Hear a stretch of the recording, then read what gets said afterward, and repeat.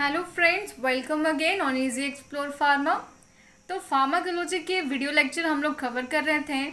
Last video lecture में हम लोगों ने यहाँ तक डिस्कस किया था कि हमारा एब्जॉर्प्शन कैसे होगा और कौन कौन सा फैक्टर उसको अफेक्ट करेंगे एंड ट्रांसपोर्टर सिस्टम भी स्टडी कर चुके थे। इस वीडियो लेक्चर में हम लोग bio availability and first pass metabolism के बारे में स्टडी करेंगे। तो आइए स्टार्ट करते हैं। तो सबसे पहले क्वेश्चन ये आता है कि what is bio availability and what is difference between bio availability and absorption. अगर ध्यान से सोचा जाए तो इसका डिफरेंस इसके स्टडी करने से बाद अपने आप समझ में आ जाएगा एब्जॉर्प्शन से। देखिए बायो अवेलेबिलिटी क्या होता है। बायो अवेलेबिलिटी से पहले एब्जॉर्प्शन का याद कीजिए डिफिनेशन। तो एब्जॉर्प्शन का डिफिनेशन ये था कि movement of drug from the administration to the site of action. मतलब किसी भी ड्रग को हम लोग लिए हैं तो वो हमारे बॉडी में मूव करके किस तरह से एब्जॉर्ब होगा।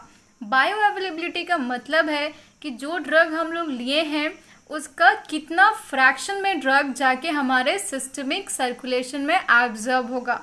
बायो अवेलेबिलिटी उसी को कहते हैं। मतलब एब्जॉर्प्शन में ये देख रहे थे कि कितना ड्रग, कोई भी ड्रग लिए हैं तो कैसे कैसे बॉडी में हमारा जाके एब्जॉर्ब हो जाएगा।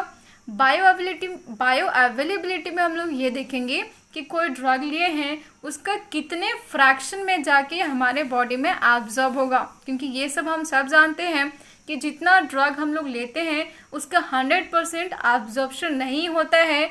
कुछ ड्रग के फर्स्ट पास मेटाबॉलिज्म से कुछ ड्रग हमारे वेस्ट हो जाते हैं। तो आइए इसके बारे में स्टडी करते हैं। Bioavailability means the fraction of drug reaches to the systemic circulation called as bioavailability.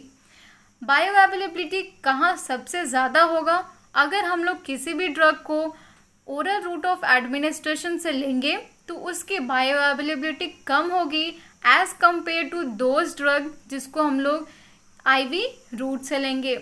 IV route से ले रहे हैं मतलब वो ड्रग मोस्टली ड्रग डायरेक्टली हमारे सिस्टमिक सर्कुलेशन में जाता है जिससे उसका फर्स्ट पास मेटाबॉलिज्म नहीं हो पाता है, जिससे उसकी अवेलेबिलिटी और बायो अवेलेबिलिटी हमारे बॉडी में 100% हो जाती है। बायो अवेलेबिलिटी को हम लोग कैलकुलेट करते हैं by area under the curve plasma concentration versus the time for IV route and for the particular route. देखिए ये हमारा एक ग्राफ है जिससे हम लोग कैलकुलेट कर सकते हैं बायो अवेलेबिलिटी को। यहाँ देखिए किसी भी ड्रग को हम लोग एडमिनिस्ट्रेशन लिए हैं ड्रग गिवन, किसी भी ड्रग को लिए हैं एक पहले हम लोग आईवी रूट से दिए हैं। ये देखिए आईवी रूट तो ये हमारा हुआ, और फिर एयू मतलब हुआ कि जो भी ड्रग को हम लोग ओरल रूट से दिए हैं। ये देखिए लिखा हुआ है drug given orally, drug injected. तो इस तरह से इस कर्व से निकाल के हम लोग एक फॉर्मूला डिराइव किया गया है, that is bio availability is equal to drug taking by the orally, जिसको हम लोग एज अ टेस्ट किए हैं, और ड्रग जो कि आईवी से लिया जाएगा, जिसको मतलब ये समझिए कि ओरल के जगह पे कुछ भी हो सकता था, टॉपिकल हो सकता था और अदर रूट हो सकता था, लेकिन ये आईवी रहना ज़रूरी है क्योंकि हम लोग किससे कंपैरिजन कर रहे हैं, कोई भी अदर एडमिनिस्ट्रेशन ऑफ ड्रग से हम लोग पेरेंट्रल में जो ड्रग लिए हैं उससे इसको कंपेयर कर रहे हैं इंटू 100 इसलिए क्योंकि बायो अवेलेबिलिटी हमेशा परसेंटेज में ही आती है। अब ये समझिए कि जो डिसइंटीग्रेशन और टाइम और डिसोल्यूशन रेट होता है ये बायो अवेलेबिलिटी को इफेक्ट करता है। मतलब कि कोई भी बायो अवेलेबिलिटी इस पे भी डिपेंड करती है कि किसी भी ड्रग का कितने रेट में डिसोल्यूशन हो रहा है और कितने टाइम में वो पूरी तरह से घुल जा रहा है हमारी बॉडी में, और वो कितने तेज़ी से उसका ब्रेकिंग डाउन हो रहा है, वो सब भी हमारे बायो अवेलेबिलिटी को अफेक्ट करेंगे। अब इससे एक पॉइंट ये निकल जाता है कि अगर जिसका बायो अवेलेबिलिटी हाई होगा मतलब लो डोज होगा, और जिसकी बायो अवेलेबिलिटी कम होगी मतलब वो हाई डोज होगा। और समझ भी सकते हैं कि कोई भी ड्रग अगर लो डोज लिए हैं मतलब उसकी बायो अवेलेबिलिटी हाई है, और हाई डोज लिए हैं मतलब उसकी बायो अवेलेबिलिटी कम है। नेक्स्ट हमारा है what are the factors that affect the bio availability. तो फर्स्ट हमारा मेनली 2 फैक्टर्स होते हैं। फर्स्ट होते हैं हमारा एब्जॉर्प्शन एंड नेक्स्ट है हमारा फर्स्ट पास मेटाबॉलिज्म। इसको हम लोग आगे इसी लेक्चर में डीपली स्टडी करेंगे। ये समझिए पहले एब्जॉर्प्शन। ये तो खुद से भी एनालाइज करने पे ये समझ में आएगा कि अगर एब्जॉर्प्शन बढ़ गया मतलब बायो अवेलेबिलिटी भी बढ़ जाएगा।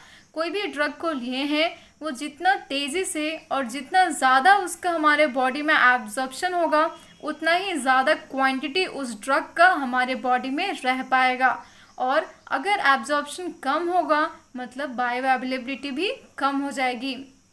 अब यहाँ पर देखिए सेकेंड फैक्टर हमारा फर्स्ट पास मेटाबॉलिज्म। अगर फर्स्ट पास मेटाबॉलिज्म ज़्यादा होता है मतलब कि बायो अवेलेबिलिटी कम हो जाएगा। फर्स्ट पास मेटाबॉलिज्म में काफ़ी ड्रग हमारा वेस्ट हो जाता है। पहले इस पॉइंट को हम लोग अभी तुरंत समझेंगे, पहले हम लोग पीछे जाके आगे जाके हम लोग फर्स्ट पास मेटाबॉलिज्म को देख लेते हैं। देखिए एक ड्रग को हम लोग एडमिनिस्ट्रेट किए हैं और किसी भी ड्रग को हम लोग लिए हैं। लेने के बाद कोई भी ड्रग कहाँ जाएगा? ऑफ कोर्स हमारे जीआईटी में जाएगा और हमारा गट वॉल को पास करते हुए जाएगा। जाने के बाद वो लुमेन ऑफ जीआईटी से होने के बाद वो कहाँ जाएगा? हमारे लीवर में जाएगा। लीवर में जाने के बाद वो हमारा सिस्टमिक सर्कुलेशन में जाता है ना। तो जब वो लीवर में जा रहा है मेटाबॉलिज्म के लिए, मेटाबॉलिज्म के बाद वो सिस्टमिक सर्कुलेशन के लिए जाता है, उस दौरान हम लोगों का बहुत सारा ड्रग वेस्ट हो जाता है। मतलब मेटाबॉलिज्म अगर किसी भी ड्रग का हो जाएगा मतलब वो ड्रग पूरी क्वांटिटी में सिस्टमिक सर्कुलेशन में तो जा नहीं पाएगी, क्योंकि कुछ ड्रग तो हमारा वेस्ट हो गया।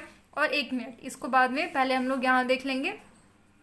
When drug administered orally they pass gut wall. कोई भी ड्रग को हम लोग एडमिनिस्टर किए हैं ओरली तो पास होगा हमारे गट वॉल में। गट वॉल से पोर्टल वेन उस सारे ड्रग को उठा के कहाँ लेके जाएगा? लीवर में। For what? फॉर मेटाबॉलिज्म करने के लिए वो ड्रग को लीवर में लेके जाएगा। लीवर में जाने के बाद मेटाबॉलिज्म हो गया, बाकी बचा हुआ जो ड्रग था वो कहाँ जाएगा? हमारे सिस्टमिक सर्कुलेशन में जाएगा, है ना। तो उस दौरान देखिए ड्रग गट वॉल के बाद लीवर गया, लीवर के बाद ब्लड में गया। यही जब बाईपास जब हो रहा है उस टाइम ही फर्स्ट पास मेटाबॉलिज्म हो जाता है, क्योंकि कुछ ड्रग मेटाबॉलिज्म के लिए चला गया और बचा कुछ ड्रग हमारा सिस्टमिक सर्कुलेशन के लिए गया। मतलब सारे ड्रग तो हमारे सिस्टमिक सर्कुलेशन में नहीं पहुंच पाए, तो उसी प्रोसेस को हम लोग बोलते हैं फर्स्ट पास मेटाबॉलिज्म। तो इससे एक बेसिक सा कॉन्सेप्ट ये निकलता है कि जो भी ड्रग लीवर को बाईपास कर देगा मतलब कि वो फर्स्ट पास मेटाबॉलिज्म नहीं होगा, और अगर जो ड्रग लीवर को बाईपास नहीं कर पाएगा मतलब वहाँ पे फर्स्ट पास मेटाबॉलिज्म होगा। ये बात क्लियर हो जाना चाहिए कि कोई भी ड्रग है अगर वो लीवर से बाईपास होने के बाद वो सिस्टमिक सर्कुलेशन में चल जाता है उतनी क्वांटिटी में, मतलब उसमें फर्स्ट पास मेटाबॉलिज्म नहीं हुआ है और वो वेस्ट नहीं हुआ है। लेकिन अगर फर्स्ट लीवर बाईपास नहीं कर पाता है मतलब उसमें फर्स्ट पास मेटाबॉलिज्म है। कुछ एग्जाम्पल होंगे जैसे साल्ब्यूटामॉल एंड प्रोपोक्सीफेरी, ये दोनों बहुत ज़्यादा हाई फर्स्ट पास मेटाबॉलिज्म करने वाले ड्रग हैं। तो इस वीडियो लेक्चर में इतना ही। अब हम लोग नेक्स्ट वीडियो में नेक्स्ट फार्माकोकाइनेटिक्स के पार्ट्स पढ़ेंगे। सो ये सबके नोट्स अवेलेबल हैं डिस्क्रिप्शन बॉक्स में, अगर आप लोग चाहें तो वहाँ से ले सकते हैं। और फुल नोट्स के लिए हमारा वेबसाइट विजिट कीजिए www.easyexplorepharma.online। Thank you so much for connecting with us. Thank you so much for watching us. Thank you.